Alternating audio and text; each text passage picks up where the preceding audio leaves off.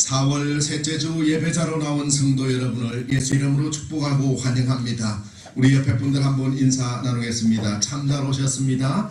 은혜 많이 받으시기 바랍니다. 사랑하는 성도 여러분, 여러분은 믿음 생활 속에서 기적을 체험해 보신 적이 있습니까?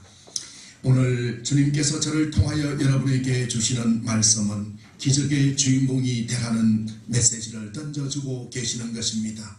성도 여러분, 예수를 믿으면서 우리가 인간의 이성으로 판단할 수 없는 기적이 일어나는 놀랍고 귀한 경험을 할 때는 언제였습니까?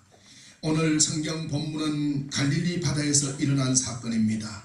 디베라 앞바다라고도 하고 갈릴리 바다라고도 하고 갈릴리 호수라고도 하는 이 바다는 산으로 둘러싸여 있는 담수호입니다. 깊이가 20m에서 200m까지 되는 엄청나게 깊은 곳도 있고 얕은 곳도 있는데 거기에는 많은 어족 자원들이 있어서 풍성해서 갈릴리 사람들이 거기서 고기를 잡아서 로마에 팔고 아주 부유하게 살았던 그러한 갈릴리 바다를 배경으로 해서 주님께서 말씀하시는 놀라운 역사가 일어나는 모습을 볼 수가 있습니다. 이 바다에서 베드로가 고기를 잡고 있습니다. 베드로는 갈릴리에서 태어났고 자라서 고기를 잡아 먹고 사는 전문 어부인 것입니다. 그날도 초저녁부터 밤이 맞도록 밤이 셀 때까지 그물을 내렸지만은 한 마리 고기도 잡지 못하고 이제 그물을 거두고 있었습니다. 더 이상 날이 밝아서 고기가 잡히지 않을 것이라 생각하면서 2절에 보면은 그물을 씻는지라. 한 마리의 고기도 잡지 못한 실패자의 빈 그물입니다. 이때 강변에서 수많은 무리들이 예수님을 위하사고 하나님의 말씀을 기다리고 있습니다.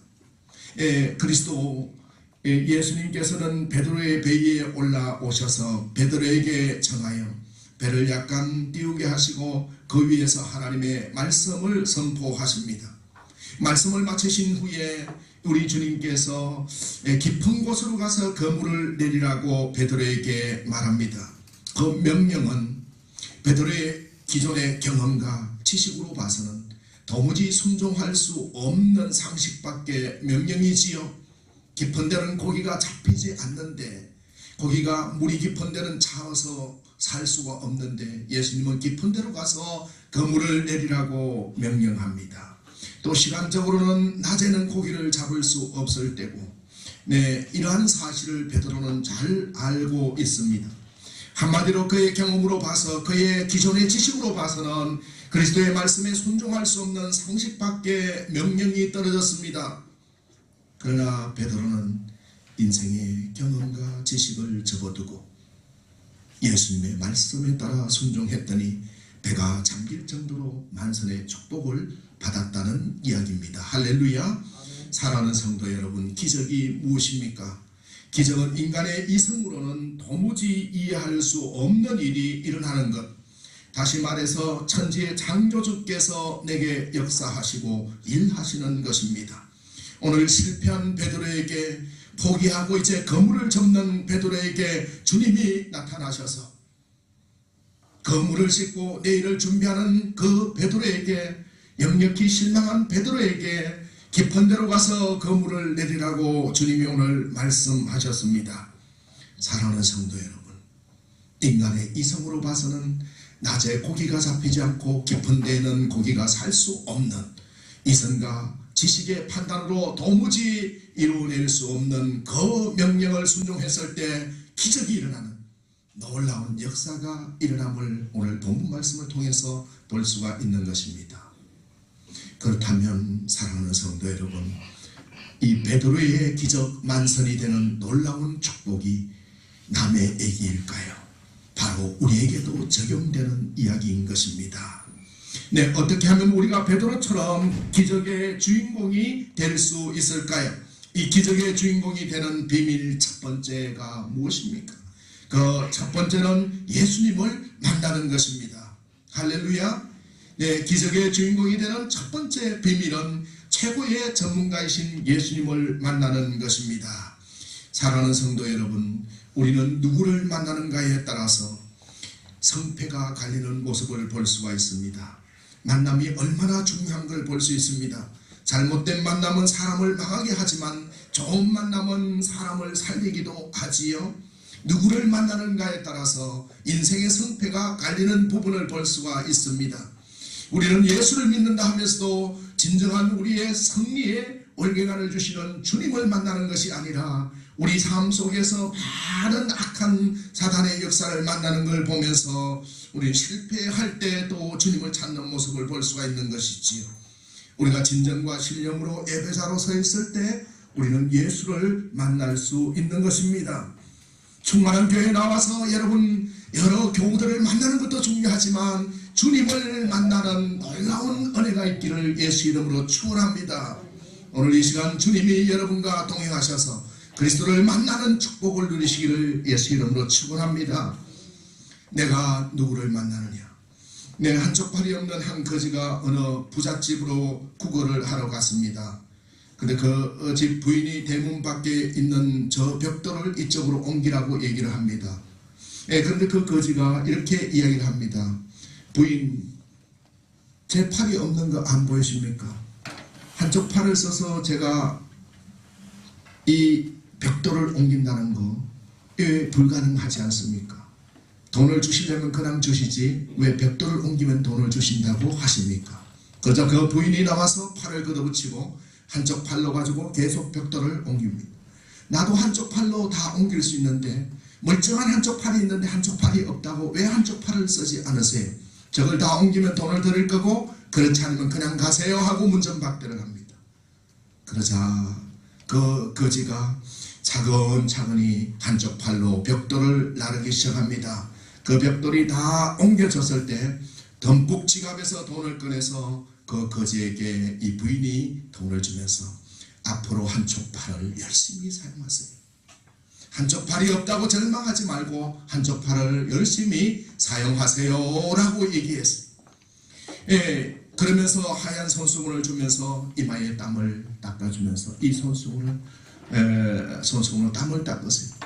하얀 손수건에 땀이 범벅이 져서 새카매집니다. 그러자 이 거지가 부인, 제가 이 손수건을 기념으로 가져가면 안 되겠습니까? 가져가세요. 제가 인생을 살면서 제 한쪽 팔을 쓸 수 있다는 걸 처음 부인이 가르쳐 주셨네요 하면서 돌아갔어요. 그리고 나서 한참 후에 이 거지는 이대로 살지 않겠다고 각오를 하고 열심히 산 결과 성공해서 큰 회사의 사장이 되었습니다. 성공한 것은 시내에 가장 좋은 집을 한 채 지어놓고 그 부인의 감사의 표시로 그 집을 주려고 다시 찾아왔습니다. 이 거지가 그 부인에게 나에게 가장 큰 걸 가르쳐준 언인입니다 하면서 그 집을 다시 선물해 줬다는 얘기입니다.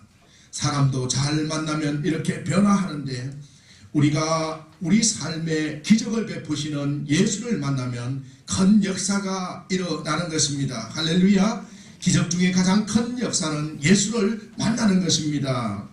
예수님을 만나면 악한 일을 도모하지 않습니다. 선을 추구하게 되는 거지요. 보통 악한 정도가 아니라 아주 착하게 되는 것입니다. 착하다는 것이 무엇입니까? 남에게 져주는 것이 아니라 수채구덩이에 동료가 빠지지 않게 잘못된 길을 가려 할 때 말려서 옳은 길을 가게 하는 것, 이것이 착한 것이지요. 예수님을 만나는 것은 내가 만나려고 애쓴다고 만나지는 것이 아니지요. 주님이 찾아오신다는 것입니다. 실패한 베드로의 배에 주님이 오늘 찾아오셨습니다. 베드로의 배에 주님이 찾아오셔서 예수님은 대면하는 것이 만나는 것이 아니라 예수님께 내 모든 것을 맡길 수 있도록 반응하는 것이 예수님을 만나는 것입니다. 할렐루야. 밤새도록 물고기 한 마리 잡지 못하고 배와 그물을 완전히 정리한 베드로의 배에 예수님께서 오르셨을 때 베드로는 많이 실망해 있고 지쳐 있을 때 깨끗하게 배를 정리한 상태에서 예수님이 네 배를 시모나 좀 쓰자고 했을 때 얼마나 실망하고 분노할 수 있었을 것입니까? 그러나 베드로는 아무 불평 없이 어떤 대가나 기대도 대가의 기대도 없이 자신의 배를 예수님께 맡겼던 것입니다. 예수를 만난다는 것은 예수님께서 내게 오셨을 때 내가 어떻게 반응하는가에 따라서 우리는 예수를 만날 수도 있고 예수를 배척할 수도 있다는 것입니다. 내가 내 삶을 온전히 주님께 맡기는 반응이 바로 예수님을 만나는 것입니다. 사업장에 예수님이 오실 때 우리는 예수님을 배척하지 않습니까? 공부하는 장소에 예수님이 오셨는데 우리는 예수님을 배척하지 않습니까? 직장에 예수님이 찾아오셨는데 우리는 우리 생각이 앞선다고 하면서 주님 뒤로 물러서세요. 주를 배척하지는 않는 것입니까? 매일 매 순간 주님께서 오셨지만은 우리가 어떻게 반응합니까? 예수님, 주님은 바다에 대해서 잘 모르시잖아요. 저는 처음부터 이 바다에 대해서 뼈가 굵은 잔뼈가 굵은 전문 어부예요. 깊은 데에는 물고기가 살지 않아요 라는 반응이 아니라 주님이 배에 오르시고 깊은 데로 그물을 던지라 했을 때 내가 한 마리도 잡지 못했지만은 주님 말씀에 의지하여 그리하겠나이다 순종했던 그 베드로의 모습, 우리가 어떻게 반응하느냐? 바다에 대해서 모르시잖아요. 내가 운전할 거예요 이렇게 반응하지 않고 있나요? 그것은 예수님을 만나는 것이 아니라 우리는 예수님을 그냥 액세서리로 두고 내 주관대로 살고 있는 것이라는 것입니다. 사랑하는 성도 여러분, 여러분은 예수님을 어떻게 만나고 계십니까? 우리가 주님이 오셨을 때 주께서 내 마음속에 들어와 자정하려고 할 때 네 힘으로 사업하는 것이 아니라 네 마음의 계획대로 되는 것이 아니라 네가 아무리 계획할지라도 그 걸음을